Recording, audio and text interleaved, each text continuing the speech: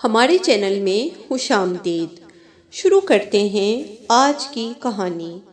بڑا سا گھونگھٹ نکالے، ماتھے پہ ٹیکا لگائے، ہاتھوں پر مہندی سجائے، وہ حسینہ اس کے ساتھ بیٹھی ہی اور وہ خود کو ہواؤں میں اڑتا محسوس کر رہا تھا۔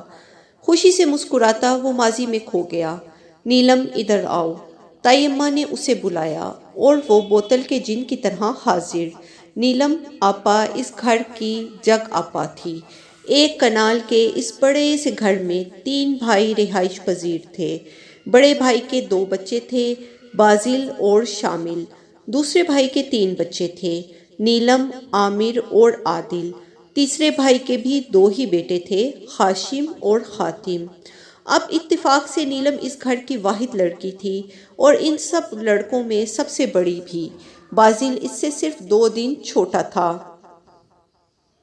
باقی سب لڑکے نیلم سے 4-5 سال چھوٹے تھے۔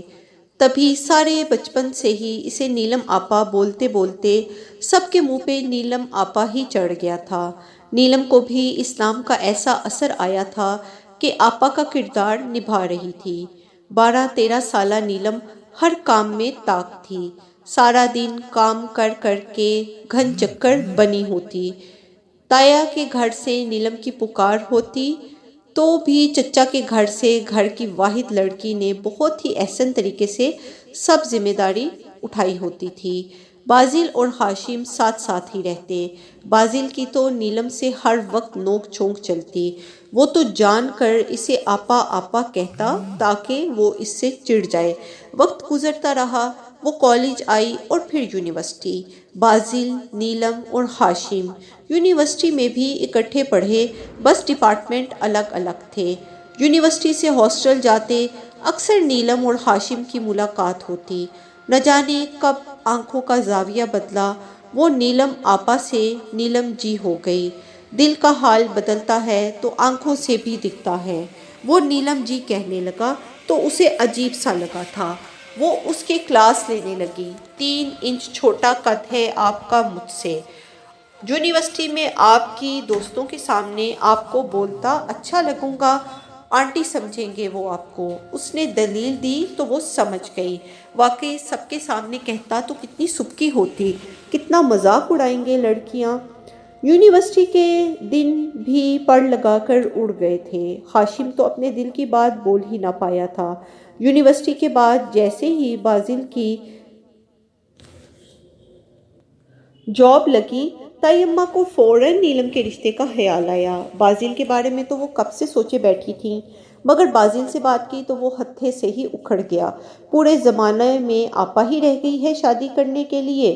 وہ جھلایا تھا، سمجھ میں نہیں آیا عذر کیا پیش کرے۔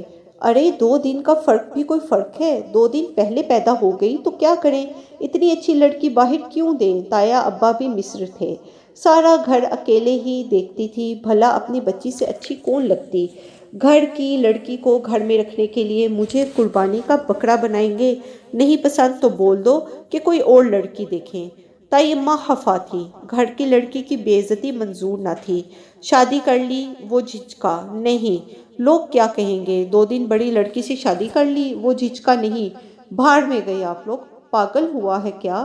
تائی اماں کو غصہ آ گیا۔ اماں نہیں ہوگا مجھ سے، سب باتیں کریں گے، وہ آپا ہے، آپا ہی رہے گی، ابھی بھی کہہ رہی ہوں مان جا، کوئی آپا نہیں ہے، تو نے ہی اس بچی کو بول بول کر آپا بنا دیا ہے، اگر انکار ہے تو باہر دیکھیں گے۔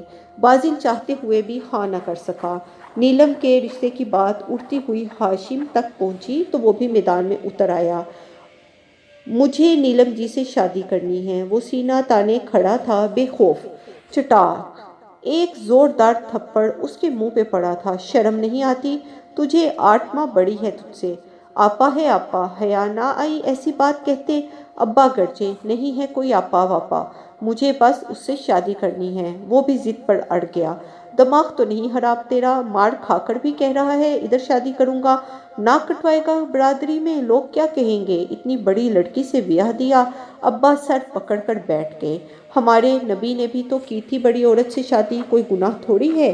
اس نے دلیل دی، دین کو درمیان میں نہ لانا، ابا جی نے حکم دیا، پر میں تھا، بولا کیوں نہ لاؤں، شادی کروں گا تو صرف نیلم جی سے۔